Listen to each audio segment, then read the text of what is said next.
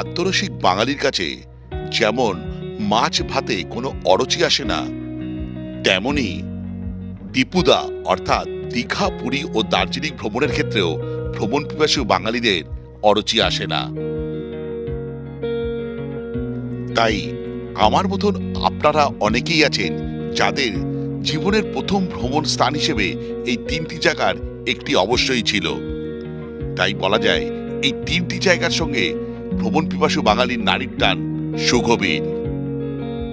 দীঘা পশ্চিমবঙ্গের সবচেয়ে জনপ্রিয় সমুদ্র সৈকত, যেখানে বিস্তীর্ণ সোনালী বালুচর, নীল সমুদ্রের ঢেউ আর নির্মল পরিবেশ পর্যটকদের বারে বারে মুগ্ধ করে। এখানে সূর্য উদয় ও সূর্যাস্তের অপরূপ দৃশ্য যে কোনো ভ্রমণপ্রেমীর মন ছুঁয়ে যায়।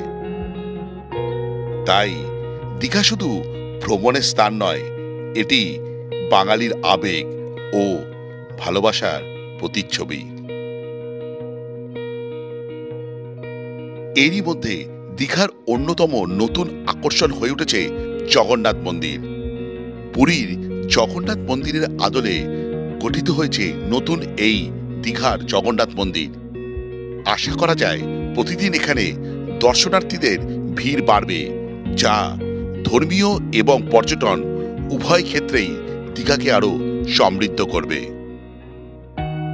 তাই যখনই দীঘায় আসবেন অবশ্যই সমুদ্রের সৌন্দর্যের পাশাপাশি নতুন জগন্নাথ মন্দিরও দর্শন করবেন।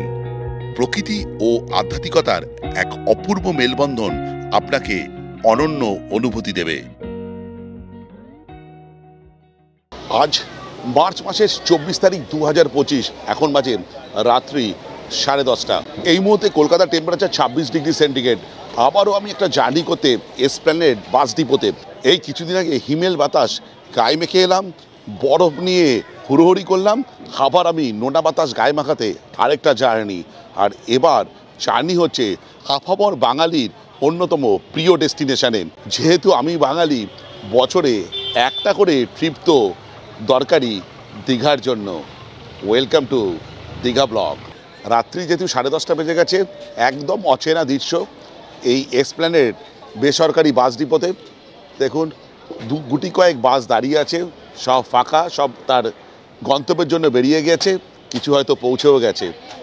আমিও আমার গন্তব্যে যাওয়ার জন্য প্রস্তুত। আমার বাস হচ্ছে পেছনে, টিকিট কেটেছি রেড বাস থেকে, ভাড়া পড়েছে 500 সামথিং, ভুলে গেছি ভাড়াটা। আরও কিছু কিছু কীর্তি হয়েছে, সেটা আমি যেতে যেতে গল্প করতে করতে বলবো।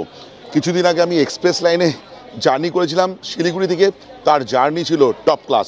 তার ভিডিও কদিন পরে আসবে আমার চ্যানেলে। দীঘা যাওয়ার মুখ্য কারণ হচ্ছে দারুণ একটা প্রপার্টির হদিশ পেয়েছি, সেটা আপনাদের সঙ্গে শেয়ার করব বলে যাত্রা করবো যে বাসে করে। তার সিটিং কনফিগারেশনটা অনেকটা এরকম 2x2 এরকম, এইদিকে আবার দুটো আর এইদিকে হচ্ছে একটা। এরকম কার্টেন দেওয়া আছে, বড় বড় উইন্ডো, এইখানে এসি ভেন্ট আছে, রিডিং লাইট আছে, আর সব কিছুই আছে যা থাকে। আচ্ছা, চার্জিং অপশন কী আছে একটু দেখি। আচ্ছা, চার্জিং অপশন এইখানে। আচ্ছা, এখানে বোতল হোল্ডার বা ম্যাগাজিন হোল্ডার, এইটাকে ধরে বসতে পারে যদি বেশি ঝাঁকাঝাঁকি হয়। আর এইটা হচ্ছে আমাদের লাগেজ রাখার জায়গা। আমার কাছে যা লাগেজ আছে এইখানে রাখা যাবে। সিটে সিট বেল্ট আছে, এটাকে রিক্লাইন করা যাবে। এখানে দেখতে পাচ্ছি একটা ফুড রেস্ট আছে। আপনার লাগেজ যদি বড় থাকে তাহলে এরকম লাগেজ রাখার জায়গা আছে, যেখানে লাগেজের সঙ্গে সঙ্গে একটা করে টোকেন নাম্বার দিয়ে দেওয়া আছে, আর তার রেফারেন্স নাম্বার আপনার কাছে থাকবে, যেটা দেখালে পরবর্তীকালে লাগেজটা আপনাকে হ্যান্ড ওভার করা হবে। এটা ভলভোর বাস, কিন্তু এটা হাইব্রিড মডেল। এটা হচ্ছে VE ভলভো, যেটাতে আমরা আজকে জার্নি করছি সেটা হচ্ছে ভলভো আইচার। ভলভো আইচার এই বাসটা প্রস্তুত করেছে, অনেকটা এরকম দেখতে।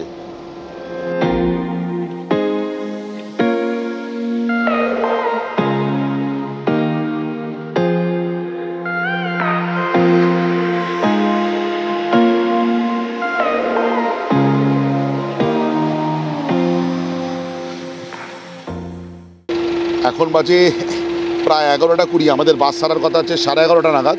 এখান থেকে জার্নি হতে যাচ্ছে আমার দীঘা পর্যন্ত। এখান থেকে দীঘা দূরত্ব হচ্ছে 180 কিলোমিটার। টাইম দেখাচ্ছে ওই 4 থেকে 4.5 ঘন্টা মতো লাগবে। কিন্তু রাস্তা তো ফাঁকা পাবো, বেশিক্ষণ লাগার কথা না। কিন্তু দাদারা বলছে যদি বেশি তাড়াতাড়ি পৌঁছে যাই হোটেলের তো দরজা খুলবে না, তাই জন্য একটু সয়ে সয়ে যাব। ঠিক আছে, দীঘায় গিয়ে আমার কাজ কি? হোটেলের ভিডিও করা, আর যা যা পাবো একটু ঘুরবো এদিক ওদিক। স্টুডেন্টরা থাকলে খুব ভালো হতো, বা ফ্যামিলি কেউ গেলে ভালো হতো।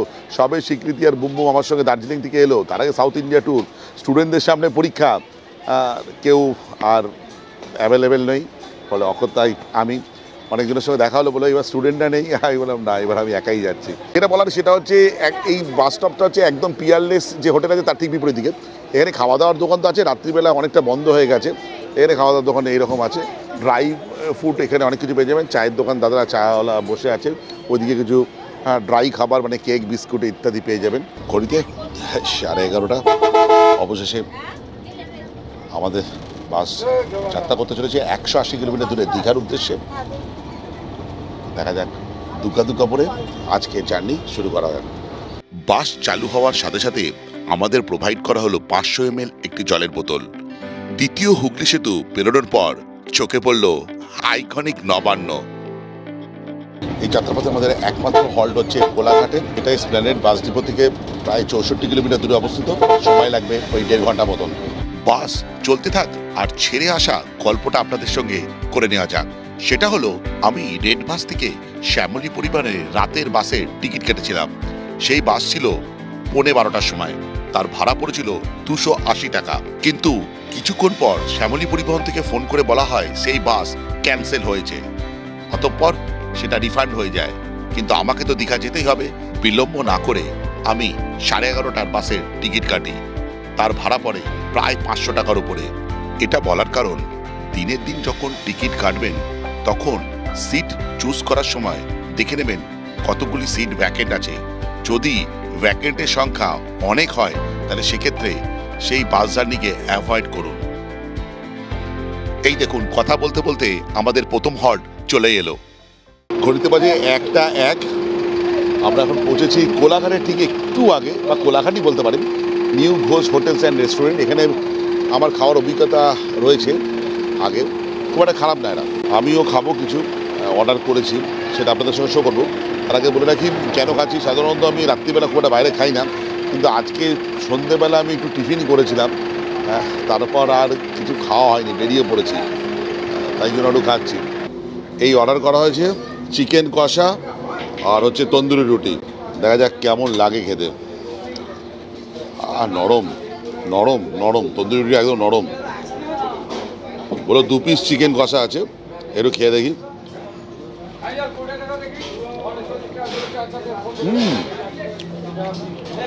ভালো করে যায়। আমাকে বলে 2 পিস চিকেন দেবে, এখানে 1 পিস, এই 1 পিস, এই 1 পিস, 3 পিস দিয়ে যায়। গ্রেভিটা এরকম দেখুন, মাংসটা কেমন দেখুন, এই নরম। এটা যদি সলিড পিস, একটু খেয়ে দেখি। ফ্রেশ, নরম, আর পুরোই মশলা এর ভেতরে গেছে। আমি অতটা ফুড ব্লগার নই, কিন্তু নিজস্ব টেস্ট বার্ড বলে তো একটা ব্যাপার আছে, সেটা থেকে যা অনুভব করছি সেটাই আপনাদের সঙ্গে ভিডিওতে শেয়ার করছি। আমার এখানে বিল হলো হচ্ছে, চিকেন খেলাম হচ্ছে 100 টাকা, আর রুটি হচ্ছে 20-40 টাকা, মানে 140 টাকা বিল হলো। আমাদের বাস ছেড়ে দেবে, হর্ন দিচ্ছে। প্রায় এখন 130 কিলোমিটার মতন পথ বাকি আমাদের দীঘা যেতে। চলুন উঠে পড়া যাক। রাত যখন 2টো তখন আমাদের বাস পৌঁছলো নন্দকুমারে। 3টে নাগাদ আমাদের বাস পৌঁছায় চাউলখোলা। এই চাউলখোলা থেকেই আপনাকে অটো টোটো ধরে যেতে হবে মন্দারমণি বিচের দিকে। তবে সেই রাত 3টেতেও পর্যাপ্ত অটো বা টোটো ছিল টুরিস্ট নিয়ে যাওয়ার জন্য। এর বেশ কিছুক্ষণ পর আমি পৌঁছে গেলাম আমার গন্তব্যে। এখন 4:10। আমি এখন ওল্ড দীঘায় দাঁড়িয়ে আছি। জার্নি ঠিকঠাক হয়েছে, কিন্তু বসার সিটটা আমার মনে হচ্ছে একটু ছোটো ছিল। আর কি বলবো, হ্যাঁ ঠিকঠাক, এসিও ঠিকঠাক কাজ করেছে, স্টাফদের বিহেভিয়ারও ভালো ছিল, কিন্তু ভাড়াটা আমার মনে হচ্ছে একটু বেশি পড়লো। 300-350 টাকা হতো ভালো ছিল, কেন সেই ভলভো বা সেমি স্লিপারের যেরকম কমফোর্ট সেরকম কমফোর্ট অতটা পাইনি। বাস থেকে নামার পর কিছুটা হাঁটা পথ অতিক্রম করে পৌঁছে যাই আমার হোটেলে। এরপর রুমে পৌঁছে ক্লান্ত শরীর বিছানা নিয়ে নেয়, চলে যাই নিদ্রার দেশে। Good morning. বাস থেকে নেমে সোজা চলে গেছিলাম সুখনিদ্রার দেশে। এখন দাঁড়িয়ে আছি দীঘা যে মেন রোড আছে তার সামনে আমি দাঁড়িয়ে আছি। আমাদের এই হোটেল বেঙ্গলের সামনে, দীঘার একটা ম্যাসিভ হোটেল। দেখুন G+5, বিশাল বড় হোটেল। এই হচ্ছে দীঘার মেন রোড। ওই দেখুন সমুদ্র, একটু জাস্ট দেখাই আপনাদের, কত 200 থেকে 250 মিটার এটা সমুদ্র, পুরো দীঘার সমুদ্র। আমি জানি না আপনারা দেখতে পাচ্ছেন কিনা, দেখুন এই যে সমুদ্র। একবার জাস্ট দেখাই এই ওল্ড দীঘা সি বিচ থেকে আমাদের যে হোটেলটা আছে, হোটেল বেঙ্গল, সেটা কতটা দূরে। এই পুরো সোজাসুজি রাস্তা কিন্তু একদম। আমার সেই বিখ্যাত পেডোমিটার অ্যাপ। আমি এখন দাঁড়িয়ে আছি ওল্ড দীঘা যে বিচ আছে সেখানে। দেখুন এখন এটা 0 আছে, এটাকে স্টার্ট করব। আচ্ছা টাইমটা দেখুন 10:31 বাজে, 32 ধরে নিন, 1 মিনিট এদিক ওদিক ধরে। তো আমি এটাকে স্টার্ট করি। এই যে স্টার্ট করলাম, চলুন দেখা যাক কতক্ষণ সময় লাগে। 182টা স্টেপ, 133 মিটার, 135 মিটার, 197টা স্টেপ। চলুন দেখা যাক কতক্ষণ লাগে। যাওয়ার পথে বাসের ডিপো পেয়ে যাবেন, বাস বুকিংয়ের অপশনও আছে এখানে। বিভিন্ন টোটো স্ট্যান্ডও আছে, বাসও দাঁড়িয়ে আছে। যেটা ভাল লাগছে, রাস্তাটা পরিষ্কার পরিচ্ছন্ন। আমি যে হোটেল আছি তার পাশে এরকম বড় মার্কেট, বিভিন্ন খাবারের দোকান আছে, আর বিভিন্ন প্রয়োজনীয় জিনিসপত্র আপনি এখানে পেয়ে যাবেন। আমাদের হোটেলের উল্টো দিকে যেটা আছে সেটা হচ্ছে এটা গভর্নমেন্ট প্রপার্টি দীঘালি 1, তার ঠিক উল্টো দিকেই হচ্ছে আমাদের হোটেল বেঙ্গল। 460টা স্টেপ ক্রস করে আমরা আমাদের হোটেলের সামনে। আর টাইম দেখাচ্ছে 10:35, মানে যে 3 মিনিট মতো লাগলো। আমি আসলে এদিক ওদিককার ভিডিও করতে করতে আসলাম। লোকেশন তো ভালো করে বুঝিয়ে দিলাম। তাহলে চলুন ভেতরে যাই, একটু রুম ট্যুর করি। আর এখানকার যে লিজ ওনার আছে বিধানবাবুর সঙ্গে 2-4টে কথাও জেনে নিই। নমস্কার বিধানবাবু। হ্যাঁ নমস্কার। আবার জ্বালাতন কোথায় চলে এলাম। যাই হোক, এই দীঘার প্রপার্টি কি একদম তো নতুন মনে হচ্ছে? এই 12 তারিখে ওপেন হয়েছে। আচ্ছা, গেস্ট কেমন? আমি এসে দেখলাম টুকটাক কাজকর্ম হচ্ছে। হ্যাঁ, কালারটা নতুন করে আর শুরু করেছি। কালারটা কমপ্লিট হয়েছে 2-4 দিনের মধ্যেই। কটা রুম আছে এখানে? 22টা রুম আছে, 22খানে এসি রুম। আচ্ছা, আর মোটামুটি রুম ভাড়া কত থেকে শুরু হচ্ছে? এমনি ওই এসিটাকেই নন এসি করে দিতে হয়, যাদের নন এসি ডিমান্ড থাকে, এফোর্ড করার থাকে না আর কি। তো সেক্ষেত্রে তখন 800 টাকা করে দেওয়া হয় নন এসি, আর এসি মোটামুটি 1500 টাকা। এবার সিজন অফ সিজন ওয়াইজ এটা ভেরি করে। অফ সিজনে আরও খানিকটা নামে, আবার সিজনে আর একটু বাড়ে। বিধানদা, যেটা আছে এখানকার ফোন নাম্বারটা যদি কাইন্ডলি বলেন। হ্যাঁ, 6296 584 514। আচ্ছা, এই হচ্ছে বিল। যারা অনলাইনে বুকিং করবেন তার ছবি তুলে পাঠানো হবে। এই জাস্ট বিলটা দেখে নিন, হোটেল বেঙ্গল, এই যে নাম্বারটা। এই যেটা বলার সেটা হচ্ছে খাওয়া দাওয়ার কোনো ব্যবস্থা আছে এখানে? তো লজিং আছে, মানে ফুডিংয়ের কোনো ব্যবস্থা কি আছে? হ্যাঁ, এখানে ফুডিংয়ের ব্যবস্থা আছে। মানে যদি বড় গ্রুপ আসে এখানে, তাহলে সেক্ষেত্রে তারা যদি নিজেরা রান্না করে খেতে চায়, তার প্রভিশনও আছে, আমাদের কিচেন ডাইনিংটা দিয়ে দেওয়া হয়। আর ছোট গ্রুপে যদি আসে, শুধু ফুডটাকে আলাদা করে প্যাকেজ করে নিতে চায়, তাহলে সেক্ষেত্রে আমাদের breakfast, lunch, evening snacks, dinner এই 4 টাইম মিলিয়ে 600 টাকা করে পার হেডে নেওয়া হয়। আর সিসিটিভি আছে? সিসিটিভি আছে। ওয়াইফাই আছে? ওয়াইফাই আছে। জলের অপশন কি? জল কি কিনে খেতে হবে নাকি এমনি জল আপনারা? আমাদের এমনি অ্যাকোয়াগার্ডের জল দেওয়া হয়। আর তাছাড়া এমনি মিনারেল ওয়াটার পাওয়া যাবে। বাইরে থেকে দেখলাম আপনার বিল্ডিংটা একটু ম্যাসিভ, মানে প্রায় 4-5টা তলা আছে। সেটা ক্ষেত্রে কি লিফটও আছে? হ্যাঁ, লিফট আছে। আপনি তো রোমিং করে বেড়ান, কিন্তু ঘটনা হচ্ছে এইখানে এলে কাকে পাওয়া যাবে? তারা একটু জানতে চায় যারা আসবে, কাকে পাবে? এখানে শান্তনুকে পাওয়া যাবে। শান্তনু বাঁকুড়ারই ছেলে। আচ্ছা, শান্তনু বাঁকুড়ারই ছেলে। এবং আমি শান্তনুকে আগে থেকে চিনি। শান্তনুর বাইকে করে আমি ঘুরেছিলাম মুরুদবাহাতে। ও খুব ভালো ছেলে। তারা শান্তনু একটু ভালো করে যারা আসবে একটু পরিষেবা দিও। ভিডিওতে যেন উল্টোপাল্টা কমেন্ট না করে যে শান্তনু বলেছি শোনেনি। না, শান্তনু ভীষণ কোঅপারেটিভ। ও মুরুদবাহাতে দীর্ঘদিন কাটিয়েছে। গেস্ট ওর প্রতি খুব স্যাটিসফাইড। ঠিক আছে, তাহলে চলুন তাহলে রুম ট্যুর করে নিই। বেশি রুম দেখবো না, 2-3টে রুম দেখবো। আমার রুমটা আমি শো করাবো। একটু যাওয়া যাক সিঁড়িতে। আমরা একটু ফার্স্ট ফ্লোরে যাবো, তাই তো বিধানদা? হ্যাঁ। আর যেটা বলার সেটা হচ্ছে সিঁড়িগুলো দেখুন খুব সুন্দর, পাতা পাতা, মানে উঠতে কোনো কষ্ট হবে না। চলুন একটু ফার্স্ট ফ্লোরে যাই। আর এই হচ্ছে করিডোর, প্রত্যেকটা ফ্লোরই সেম। বিধানদা, এইখানে প্রত্যেকটা ফ্লোরে কটা করে রুম আছে, মানে কটা ডাবল বেড বা কি? এখানে 5টা করে ডাবল বেড, একটা 4 বেড, প্রতিটা ফ্লোরেই আছে এরকম। আচ্ছা, মানে first floor, second floor, third floor same concept, same ভাবেই আছে রুমগুলো। আর গ্রাউন্ডে 2টো, টপ ফ্লোরে 2টো। বাহ, ভেরি গুড। আমাদের প্রথম রুম ট্যুর যেটা করাতে পারছি, ঠিক একদম লিফট থেকে বেরিয়েই হচ্ছে এই রুমটা। রুমটা হচ্ছে 401। দেখুন এই হচ্ছে লিফট, আর লিফট থেকে বেরিয়েই আমাদের 401। এই রুমে রুম ট্যুর করবো। চলুন। প্রথমেই রুমে ঢুকে যেটা আমি ফিল করছি, রুমটা এয়ারি, আলো বাতাস খেলছে। দেখুন পর্যাপ্ত আলো বাতাস খেলছেন। একটা কিং সাইজ বেড দেওয়া আছে, এটা কিন্তু ডাবল বেডরুম 2+1, মানে হাজব্যান্ড ওয়াইফ বাচ্চার জন্য এটা ক্যাপেবল। এখানে একটা সাইড টেবিল দেওয়া আছে, চার্জিং পোর্ট এখানে আছে, এখানে আছে, ওইদিকে একটা ওয়ার্ড্রপ আছে, টিভি আছে, সোফা আছে, টেবিল আছে। এখানে ছোট্ট একটা কাঁচের মতন কভার করা একটা ব্যালকনি আছে, সেটা একবার দেখে নিই জাস্ট। দেখুন এই হচ্ছে মেন রোড, দীঘার মেন রোড, ঠিক আছে। আচ্ছা, রুমটা যেটা দেখা যাচ্ছে রুমটা স্পেসিয়াস, এসি রুম, এসি তো আছেই। আর ওয়াশরুমটা একবার দেখি, গিজারের ব্যবস্থা আছে, আর ওয়েস্টার্ন কোমোড আছে, এখানে বেসিন আছে, আয়না আছে, আপনাকে একটা আধুনিক বাথরুমে যা থাকা দরকার সব আছে। আর যেটা আরও ভালো লাগছে, এখান থেকে এই জানালা খুলে দিলে প্রচণ্ড হাওয়া খেলছে, এবং কিছু কিছু গাছের অবস্ট্রাকশন আছে বলে এখান থেকে সিটা ভালো করে দেখা যাচ্ছে না, কিন্তু আমি যদি জুম করি আপনারা একটা মোটামুটি আইডিয়া হয়ে যাবে। দেখুন এই যে সমুদ্র এখান থেকে। আর যেটা দেখালো এদের মিররগুলো বেশ ভালো, মিররগুলো লম্বালম্বি জায়গায় হরিজন্টালি দেওয়া আছে, বেশ ভালো লাগছে, মানে চওড়া। রুম ট্যুর তো করালাম, এবার একটু এর ফেয়ারটাও জেনে নেওয়া যায়। হ্যাঁ বিধানবাবু, এই রুমের রেন্ট কত বা ফেয়ার কত? এটা এমনি এসিতে আপনার 1500 টাকা নেওয়া হয় মোটামুটি। হ্যাঁ হ্যাঁ হ্যাঁ। আর এতে season off season wise very করে, হ্যাঁ হ্যাঁ, ওঠা নাম্বার রেট করে। হ্যাঁ হ্যাঁ হ্যাঁ। আর যদি এটাকে যদি কখনো ডিমান্ড হলো, যদি এসিটাকে নন এসি হিসেবে দিতে হলো, সেক্ষেত্রে কীরকম ভাড়া পড়বে? সেক্ষেত্রে সিজন ওপর নির্ভর করে মোটামুটি 800, 1000, 1200 এই রেঞ্জের মধ্যে থাকবে, তার বেশি যাবে না। ঠিক আছে, ওকে ওকে। এবার একবার 406 রুমটা রুম ট্যুর করে নেওয়া হোক। আর সেটা হচ্ছে একটু আলাদা ক্যাটাগরি, সেটা হচ্ছে ডাবল বেড দুটো আছে, দুজন 4জন এটা রুমটা অকুপাই করতে পারবেন। যেটা হচ্ছে টিভি তো আছেই, এসি আছে, আর অ্যাম্পেল স্পেস, রুমগুলো বেশ বড় বড়, মানে কোনো অসুবিধা হবে না। ওদিকে দুটো সোফা আছে, একটা টেবিল আছে, আর একটা বড় জানলা আছে, যেখান থেকে বেশ ভালো আলো বাতাস খেলছে, মানে এখান থেকে বেশ হাওয়া দিচ্ছে। এটা যেটা আছে চার্জিং পোর্টের যদি কথা বলতেই হয়, চার্জিং পোর্ট এইখানে আছে, এইদিকে আছে, টিভি তো আছেই, ওপরে ফল সিলিং করা আছে, এই ফল সিলিং।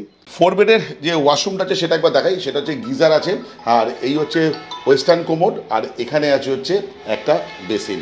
এই হোটেলটা লিজ ওনার চেঞ্জ হয়েছে, বিধানবাবু নিয়েছে, এগুলো রঙের কাজ চলছে, আরও আপনারা যখন আসবেন আরও মডিফাই অবস্থায় পাবেন রুমগুলোকে। একবার এই রুমের ভাড়াটাও একবার জিজ্ঞেস করে নেওয়া যাক বিধানবাবুর কাছে।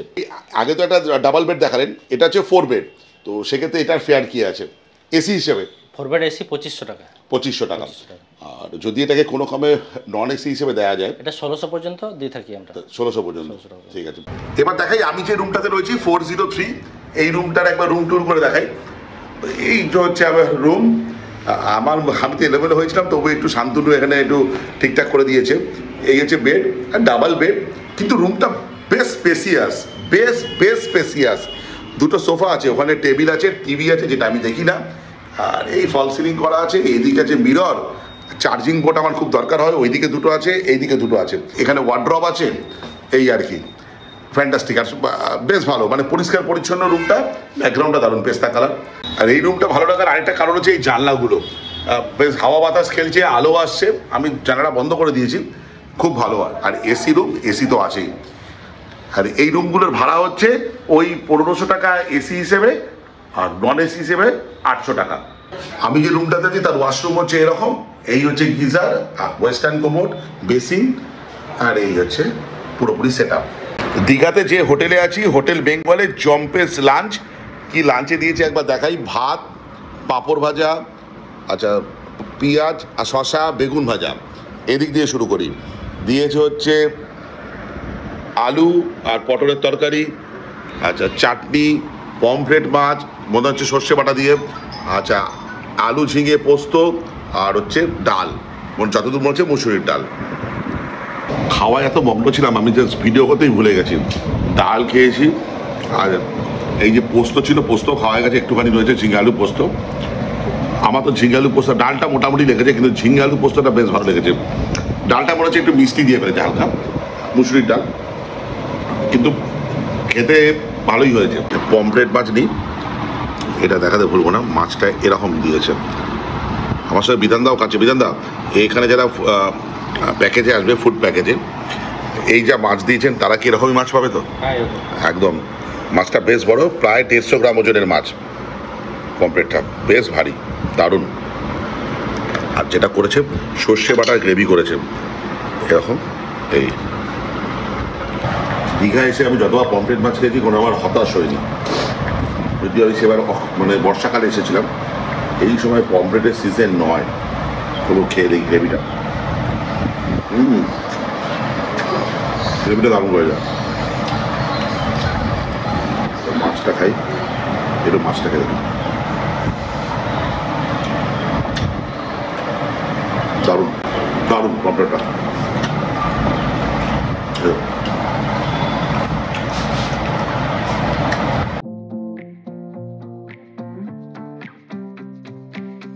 দুপুরের লাঞ্চ সেরে বেরিয়ে পড়ি একটু দীঘা দর্শন করতে।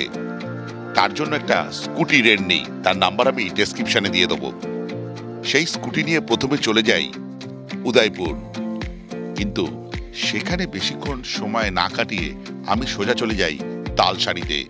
আমার চিড়িয়ার চোখে তালসারির ঝাউবন, নদীর চর আর সমুদ্রের এই 3 মেলবন্ধন অনবদ্য লাগছিল।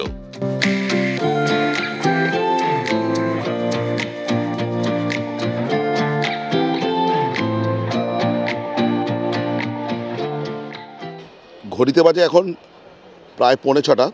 আমি এখনও দাঁড়িয়ে আছি গঙ্গাধরপুর যে বিচ আছে ওল্ড দীঘাতে, বা সি হকের উল্টো দিকে যে বিচ আছে সেখানে। আমি জাস্ট দুটো কথা বলি, সেটা হলো আমি এতবার দীঘা এসেছি, কোনোদিন এই বিচে আসা হয়নি। এখান দিয়ে মোহনা চলে গেছি, কিন্তু এই বিচটাকে আমি অবজার্ভই করিনি। আর অবজার্ভ করার পর আমি একটা সিদ্ধান্ত এসেছি, সেটা হচ্ছে ওল্ড দীঘা মানে এই গঙ্গাধরপুর যে বিচটা আছে এটা অনেকটা পরিষ্কার পরিচ্ছন্ন, অনেকটা ইভেনলি বিচ। মানে যেটা হয় নিউ দীঘা বা ওল্ড দীঘার অনেকটা যে বোল্ডারে ভর্তি, স্নান করতে গেলে অসুবিধা হয়, আমার একদমই মনে হচ্ছে না। আমি যাতে একটু জুম করি, দেখুন একদম সুন্দর পরিষ্কার পরিচ্ছন্ন, স্নান করার জন্য একদম আদর্শ বিচ হচ্ছে এই গঙ্গাধরপুর বিচ। আর অনেক প্রশস্ত বিচটা অনেকটা প্রশস্ত, এবং এই বিচে যাতায়াতের রাস্তাটাও বেশ ভালো, পরিষ্কার পরিচ্ছন্ন, মানে ওয়েল কানেক্টেড। জাস্ট এই মোহনার রাস্তাটা চলে যাচ্ছে, সেই পথেই পড়ছে এই গঙ্গাধরপুর বিচ। দুর্দান্ত। আমি তো এবার থেকে ঠিক করেছি, আসলে এখানে যদি কোনো স্নান করি এখানেই স্নান করবো দীঘাতে আসলে। নিউ দীঘাতে প্রচণ্ড এত ক্রাউডেড হয়ে গেছে, আমার এখানটা বেশি ভালো লাগছে। এখানেও ক্রাউড কিছু কম নেই, আছে, কিন্তু বেশ ভালো। আর এখানে কিছু বসার জায়গা আছে, এখান থেকে মানে সানসেট তো ভালো লাগবেই, যদিও উল্টো দিকে। এখান থেকে সানরাইজ কিন্তু অনবদ্য লাগবে, আমি গ্যারান্টি দিয়ে বলতে পারি। এই জায়গা থেকে সানরাইজ হবে, অনবদ্য লাগবে। আমি চেষ্টা করব কালকে সকালবেলা একবার সানরাইজ দেখানোর এখান থেকে, অথবা পারলে মোহনায় চলে যাব।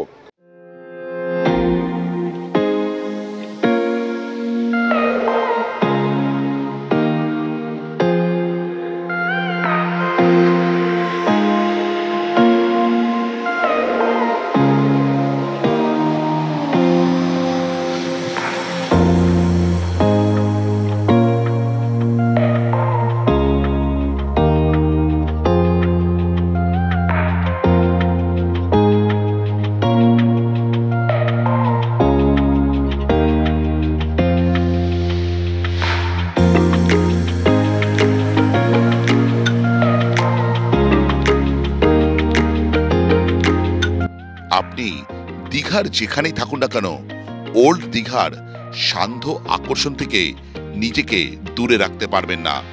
রাতের ওল্ড দীঘা যেমন আলোয় আলোকিত, সেরকমই এখানকার সৌন্দর্যায়ন হয়েছে অভূতপূর্ব।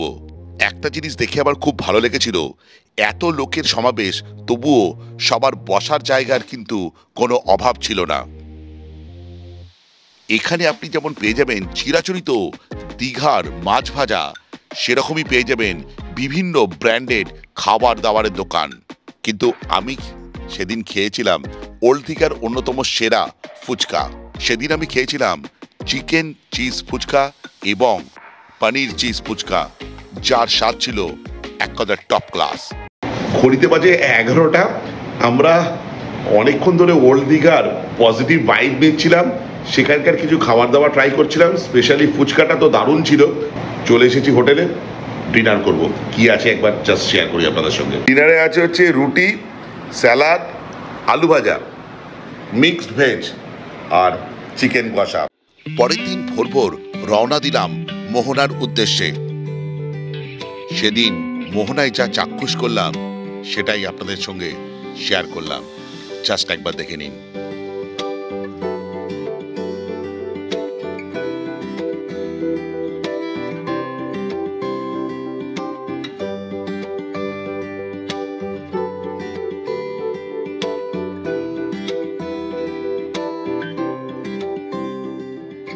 এরপর মোহনা থেকে 4 কিলোমিটার দূরে পৌঁছে গেলাম দীঘার নবতম আকর্ষণ জগন্নাথ মন্দিরে। মাননীয় মুখ্যমন্ত্রী মমতা বন্দ্যোপাধ্যায় দীঘায় 2018 সালে পুরীর আদলে জগন্নাথ মন্দির তৈরির কথা ঘোষণা করেছিলেন। সেই মতো নির্মাণ কাজ শুরু হয় 2022 সাল থেকে। বর্তমান পরিস্থিতি অনুযায়ী এই মন্দির 2025 সালের 30শে এপ্রিল শুভ উদ্বোধন হবে। প্রথমে কথা ছিল সমুদ্রের ধারে দীঘাস্থিত পুরনো জগন্নাথ মন্দিরেই নতুন এই মন্দির করার কথা, তবে পরিবেশগত নিষেধাজ্ঞায় সেখানে মন্দির নির্মাণ করা যায়নি। অবশেষে দীঘা স্টেশনের পাশে মন্দিরের জন্য জমি নির্বাচন করা হয়। প্রায় 20 একর জমিতে এই মন্দির চত্বর গড়ে উঠেছে। মন্দিরটির সর্বোচ্চ উচ্চতা 65 মিটার। রাজস্থানের খনন করা সমৃদ্ধ লাল বেলে পাথর দিয়ে মন্দিরটি তৈরি করা হচ্ছে। সবশেষে বলা যায়, দীঘার জগন্নাথ মন্দির কেবল ইট পাথরের তৈরি নয়, এটি বিশ্বাস, সাংস্কৃতিক ঐতিহ্য এবং হিন্দু ধর্মের স্থায়ী চেতনার প্রতীক। যাই হোক, ভিডিওটা এই পর্যন্তই। যদি ভালো লেগে থাকে লাইক, শেয়ার অ্যান্ড সাবস্ক্রাইব। আপনাদের একটা সাবস্ক্রিপশন আমার ইন্সপিরেশন। এই বলে ব্লগটা শেষ করলাম। বাই।